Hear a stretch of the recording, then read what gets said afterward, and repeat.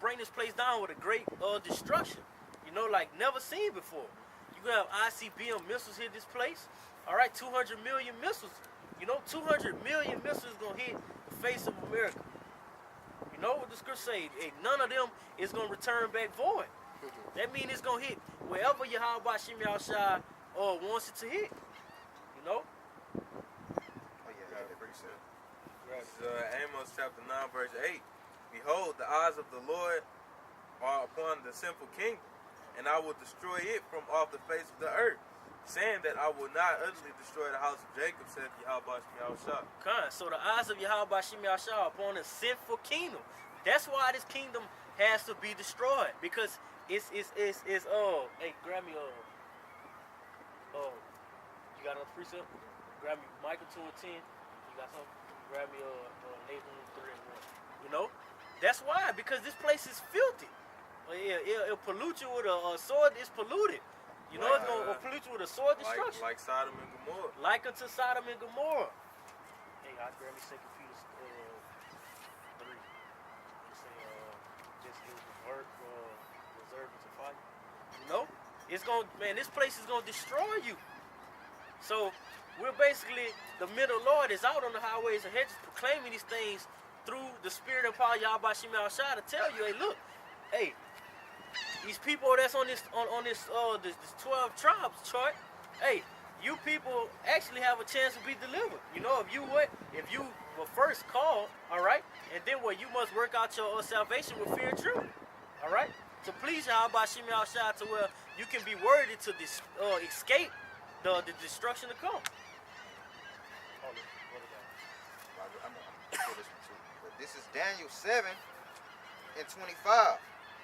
And he shall speak great words against the Most High, and shall wear out the saints of the Most High, and think to change times and laws, and they shall be given into his hand until a time and times in the dividing of time. That's right. And this is telling you what, this place is totally upside down. Man, you have these devils speaking against the Most High. You know?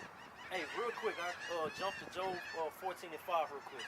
Say 14 and 5. Yeah, Job 14 and 5. That goes to show you these devils really think that they have more power than the Most High. Oh, I got a precept for that too. How can you have more power than the Creator when He's the one who's giving you your power? And that's you know? stupid as hell. Why would he make, like, come on, bro. But Really? that goes to show you what Esau always had that pride from the beginning, though. 14 and 5? Yeah. Esau always had that pride from the beginning. When in the Garden of Eden, when he fooled Eve, you know, that was pride. He was like, shit, this shit gonna work. She a woman. Not only it was set up that way, hey, the same thing with Job. He had, man, hey, Satan had pride, you know, when dealing with Job in that matter. Hey, I bet you I can make you curse the Most High to your face. That's pride. Even so more, that same spirit being on these fucking Edomites, you know? That same spirit is embedded in them because what? They're estranged from the womb speaking lies, you know? It's naturally embedded in them. He say, ye are your father the devil. That's right. No matter if they gotta force you to do it or if they gotta be crafty. Yeah, be crafty about it. That's right. It's in their nature to be crafty about the situation, you know? Grab me that Job real quick. This is Job 14 and 5. Seeing his days are determined. Seeing his days are determined. You know, determined, when you're determined to do something, you know, you have it set in your mind. You have it set in your mind. So the Lord is telling you that what his days are already set. What? The number of his months are with thee. The number of his months are with thee. It's already set. It's sealed. You know, nothing that no one feels or has embedded or is basically dwelling upon in their mind is going to change the fact of what the Heavenly Father has established already. Oh, they say, thou hast appointed his bounds that he cannot pass. Thou hast appointed. So the Lord, when you appoint something, you set it forth. Like, look, this is what it's going to be. You establish it. You know?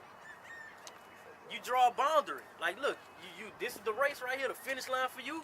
Once you cross that finish line, that's a wrap. You can't do nothing. You can't plead.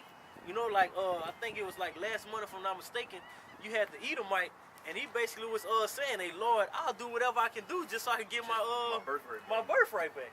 No, that's not going to stop. Your days have already been determined, you know? So you have something? I got a All right, so like he's saying, your days have already been determined. You know, the Most High already got to be set up. If this kingdom that you got set up, that He allow you to have, if your shit gonna get blown off the fucking map, you know what I'm saying? Like people like, oh, I hope Trump don't shoot these missiles and cause all this havoc and all that. Hey, that's all up to the Lord. You know, That's all up to the Lord. Proverbs 21:1. It say the king's heart is in the hand of the Lord, That's right. as the rivers of water. He turneth it whithersoever He will. That's right. You know, like it's nothing. He don't control anything. You know, the Most High controls everything. That's right. You know, just like it say, just like the bounds of the water, like Jeremiah 5:22. It tell you He set the waters to a certain bound that they cannot pass. That's right. You know, That's a decree. That's an order. Just like the Lord say what? Hey, He told basically Apostle Paul said it, but it was through Yahweh Shem Yahshua. He say what?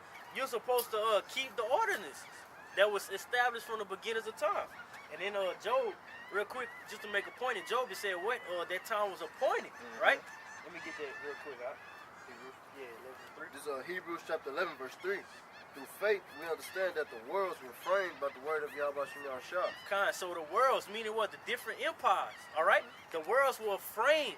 When you go into the word frames, it means to be set up to one's liking to. Got that? It means to be set up to one's liking. So the Lord set up this empire to fit Esau. Because what? This is his blessing. This is his rulership. All right? But what? Once this world was framed, it has an end. You know? This world has an end to it. Going back to what? Second Ezra. If I'm not mistaken, the 8th chapter. Hey, this kingdom be for many, but the kingdom to come is only going to be for few. this is Isaiah 14, and I'm gonna read start at 13. All right, it say, "For thou hast said in thine heart, I will ascend unto heaven. I will exalt my throne above the stars, above the stars of the Most High. I will set also upon the mount of the congregation and the sides of the north. All right, I will ascend above the heights of the clouds. I will be like the Most High." All right, and that's what Esau said in his heart. All right, but guess what?